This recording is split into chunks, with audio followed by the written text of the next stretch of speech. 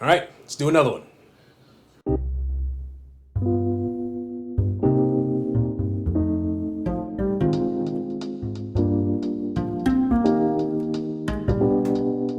All right, so this one's called the Peppermint Froth. It's a vodka-based drink. It has peppermint schnapps, topped with some cream, a little bit of chocolate shavings, and a peppermint stick. So let's begin. Let's flip our shaker up with ice. There you go. 2 ounces. Vodka. Ooh. Sheesh. 1 ounce peppermint schnapps. And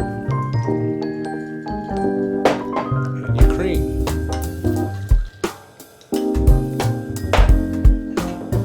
And a nice shake.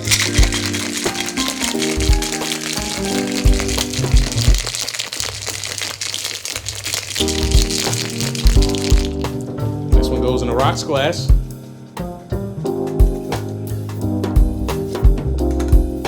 Pour it all in. Now the garnish consists of chocolate shavings. Look at that, nice. Put one in there, attaboy. A little bit more.